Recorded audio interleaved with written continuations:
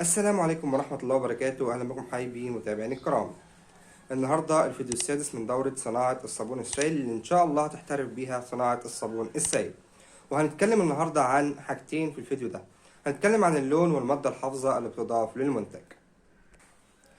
أفضل وقت تحط فيه اللون هو في الآخر بعد ما بتظبط البي اتش، بتحط الصودا وبتحط السلفونيك، لأنك لو حطيت اللون في وسط قلوي اللي هو الصودا هيبدأ اللون يتاكل من المنتج، ولو حطيته برضو في وسط حمضي اللي هو السلفونيك هيبدأ اللون برضو يتاكل.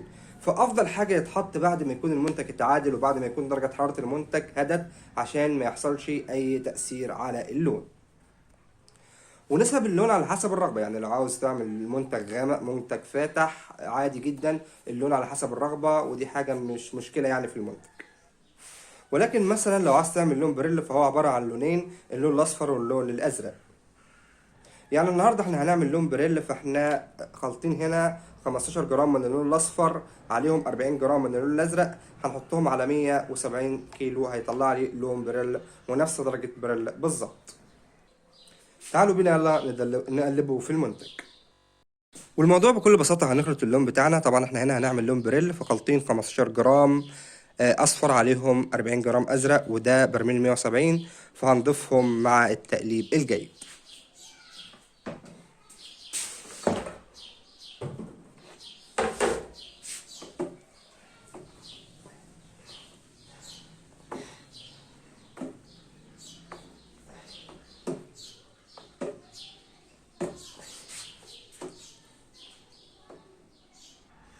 وبعد حبيبي ما بنقلب اللون بتكون درجة بريل بالمنظر ده، شايفين؟ بسم الله ما شاء الله،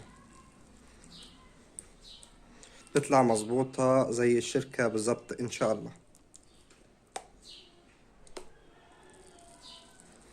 كده خلصنا من اللون وكل حاجة عن اللون. تعال بينا يلا على المادة الحافظة. طبعا المواد الحافظة كتيرة اللي هنستخدمها في المنتج. في مواد آمنة وملهاش ريحة عفشة، في الفورمالين، وده أكتر مادة يعني خطر بالنسبة للباقي، يعني هنقول أضر مادة فيهم. الفورمالين ريحتها بتبقى نفاذة جدا، هي رخيصة، ولكن في مواد آمنة كتيرة زي البرماتول عفوا، آه، البرماتول، البيكرول، البيوسايد، كل دي مواد آمنة جدا، مفيش فيها ريحة عفشة وآمنة جدا على البشرة. كتير هنا في مصر بيستخدم الفورمالين لأنه رخيص إلى حد ما. وأفضل وقت تحط فيه الفورمالين هو آخر حاجة في المنتج، بعد ما بتملى كمية المية بتاعتك كلها، عشان يبقى كمية المية كلها استفادت. لأنك لو مليت كمية المية ما مليتهاش للآخر عفوا، وجيت تحط الفورمالين وهي ما اتملتش للآخر، جيت تاني يوم هيبقى المية اللي محطوطة على الوش ما استفادتش من الفورمالين أو المادة الحافظة عموما.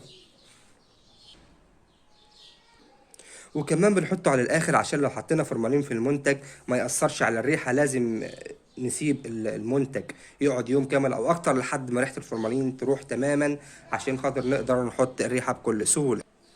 وطبعا نسبة الفورمالين للمنتج هي 2 جرام لكل لتر.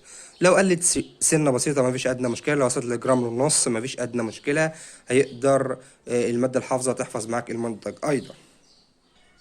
والموضوع بسيط جدا، هنحط المادة الحافظة ونقلبها كويس جدا.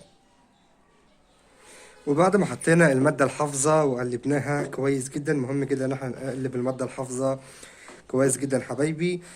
بعد ما قلبناها طبعا هنحط الريحة مباشرة لو كانت المادة الحافظة غير الفورمالين، ولكن لو فورمالين هنسيب المنتج يوم او اكتر شوية عشان ريحة الفورمالين تروح. الفيديو القادم هنتكلم عن الريحة اكتر عشان نقول لك شوية معلومات عن الريحة، ونقول لك ازاي نثبت الريحة في المنتج، نثبتها تثبيت عالي جدا زي الشركات، ونخلي الريحة فواحة جدا في المنتج. فيديو النهارده خلص. لو عجبك الفيديو اعمل اعجاب الفيديو واشترك بالقناة وفعل الجرس حتى يصلك كل ما هو جديد من اخوك احمد الكومي.